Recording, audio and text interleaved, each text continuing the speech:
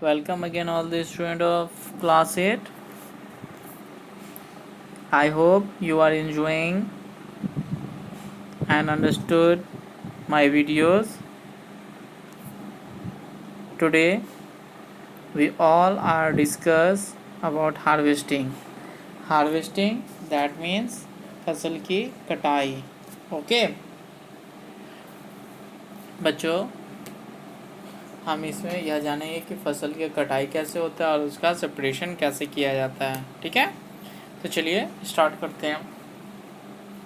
The process of cutting and gathering A crop is called harvesting. यानी कि वह process जिसमें फसल को कटिंग करते हैं, साथ ही साथ उन्हें इकट्ठा करते हैं, तो इसे एक साथ हम लोग हार्वेस्टिंग कहते हैं. Okay, the traditional implement used to harvest a crop is the sickle. Sickle that means हशिया होता है, जिसे हम हसुआ कहते हैं अपने क्षेत्र रीजनल लैंग्वेज में.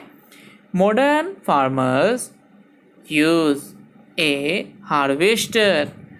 आज के वर्तमान समय में जो फार्मर्स है वे फसल काटने की जो मशीन है जिसे हार्वेस्टर कहते हैं उसका यूज करते हैं. विच कट्स द क्रॉप्स, जो फसल को क्या करते हैं, काटते हैं.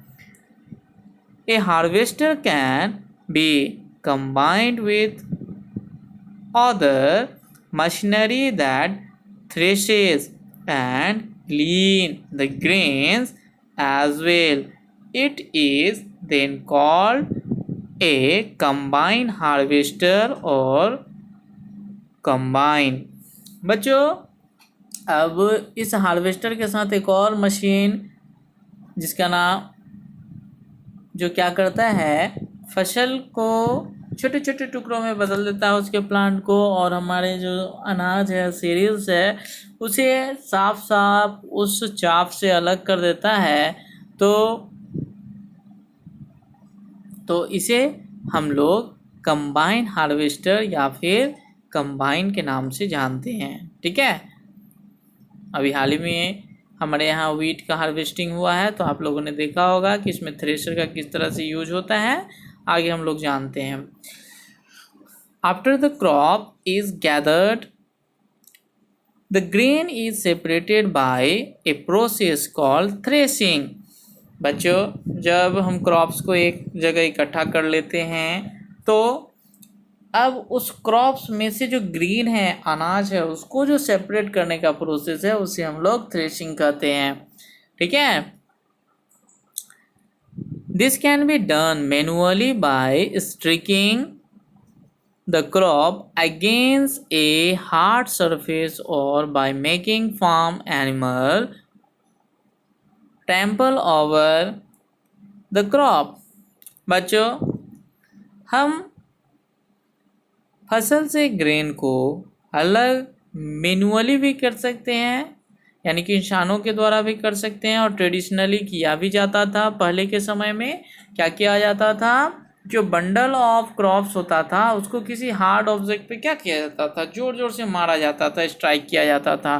तब उसमें से जो ग्रेन होते थे वो अलग हो जाते थे. या फिर जो हमारे डोमेस्टिक एनिमल्स होते थे, ठीक है, उनको उसके ऊपर चलवाया जाता था, जिससे हमारे क्रॉप्स में से जो ग्रेन होते थे वो सेपरेटेड हो जाते थे.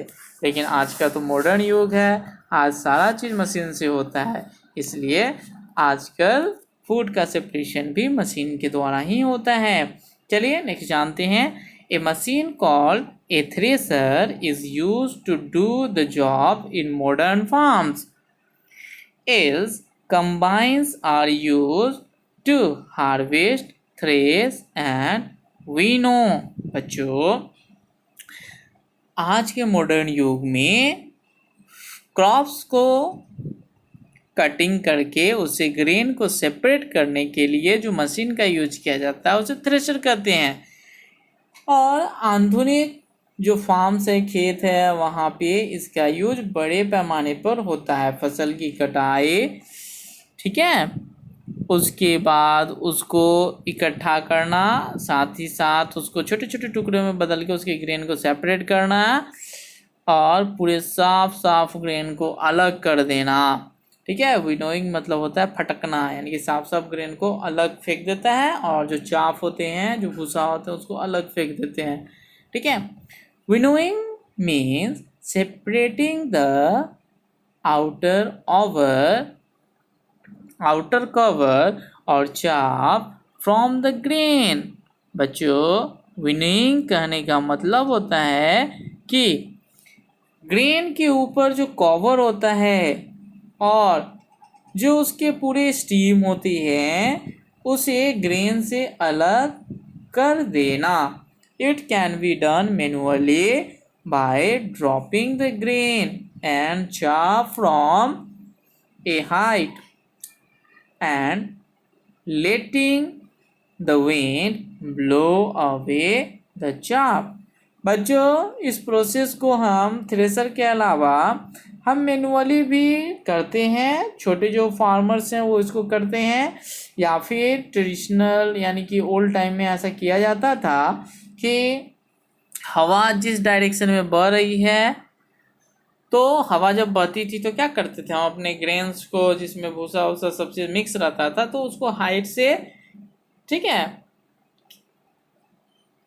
किसी टोकरी में रखकर और उसको धीरे धीरे धीरे धीरे गिराते थे, तो ग्रेन्स जो होता था वो सीधे नीचे आ जाता था और जो चाप वगैरह होते थे वह हवा से उड़ के पास में दूसरे जगह पे जमा हो जाते थे। तो इस तरह से हमारा जो क्रॉप्स होता था उससे ग्रेन अलग हो जाता था और चाफ अलग हो जाता था। ओके बच्चों, उम्मीद करते हैं आपको समझ में आया होगा। आप इसे पढ़ेंगे और समझने की कोशिश करेंगे। ओके, ठीक है, आप वीडियो को लाइक और सब्सक्राइब जरूर करेंगे चैनल को। ठीक है।